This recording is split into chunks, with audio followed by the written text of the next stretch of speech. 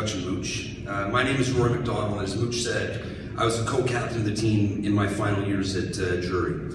I was fortunate to be a part of 3 OFSAA medal teams, including 2 gold medals. I'm deeply honored to have been asked to speak at such an auspicious event on behalf of a team that has meant so much to me. I've always been a fan of studying history. Thucydides said history is simply philosophy by example. And I've always felt that studying history was a valuable source for ideas about how to live my life and what to do with my time here on Earth. One of my favorite things to stumble across while I'm reading is what one historian called the razor's edge of history.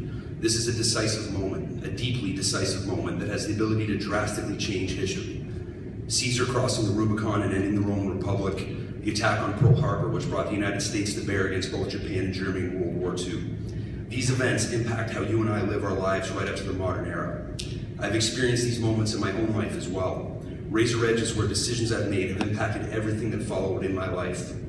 One of the most significant of these moments was my decision to join the EC Drury wrestling team. I joined and I literally cannot imagine what my life would be like if I hadn't. This sense of history is something that I saw reflected in the very fabric of the wrestling team I joined. The famous Drury wrestling room was located on the top floor of the athletic building, overlooking out the gym.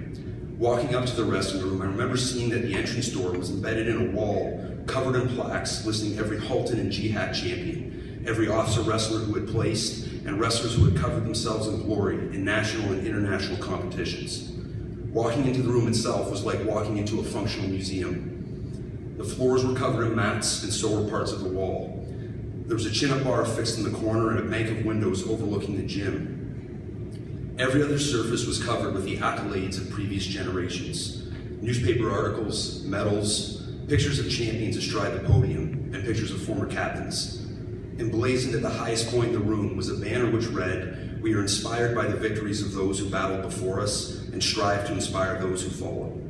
Even this quote itself were the words of a former Drury captain and EC Drury's first OFSAA gold medalist, Colin Wittes. Standing at the center of that storied room was our fearless leader, Larry Jaroslawski, affectionately known as Mooch. With his arms crossed and a scowl on his little face, he was the engine of our success and the architect of a dynasty. Mooch struck the spark and fanned the flames of our ambition. He is gruff, he is blunt, he looks a little like a hobbit, and he created a team that was successful for a period of 30 years, which was capped by an unprecedented run of 13 OFSAA medals, including a span of 5 years in which no program in the province, or indeed within the country, could compete with the house that Mooch built. How is it possible to take a totally individualistic sport, one in which your own personal wins and losses on the mat are generally the sum total of an athlete's involvement? How is it possible to take this lone man sport and turn it into a team dynasty? What Mooch did better than anyone I've ever met is to create a culture where everybody buys into something bigger than themselves. Everyone on the team, everyone that wrestled for Mooch and for Drury, was well aware of the history of success that they were joining. Everyone was aware that our actions would be remembered and hopefully surpassed by the generations that followed us. It reminds me of the famous Greek adage, "A nation grows great when men plant trees whose shade they will never live to sit under." This well-developed sense of history, both the awareness that we are all standing on the shoulders of the giants who came before us, and also the generations who follow, will look to our own exploits for inspiration, aided Drury wrestling immensely as we competed and grew. The awareness that we were a part of something bigger than ourselves, that we had much to live up to, an example to set for others to follow, actually gave us strength. Not the strength to bench press the most in the gym or to crush our opponents physically, but rather mental and emotional strength. The strength to be confident enough in ourselves to be our own men and to pursue our dreams. The strength to do the right thing even when it's hard, and maybe especially when it's hard. The strength to overcome adversity and to make a conscious choice to move towards greatness. Over the course of our history, we learned how to win, and we also learned how to lead.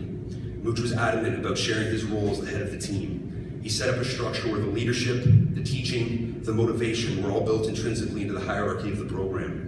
Senior students were captains. We planned the season, we ran practices, we traveled to the University of Guelph to take advantage of the Olympian coach and the gifted athletes who trained there. We were led in grade 9 by older students, and we in turn took on leadership roles. What an important component of our success, especially in such a traditionally individualistic sport. This structure got us invested in the success of one another. I would like to close by offering my thanks to Mooch for building something great, for creating an environment where I met my best friends in the world, where I learned how to lead, where I learned how to win with humility and lose with respect, where I started on a path to the man I would become, and where I became a small part of something much greater.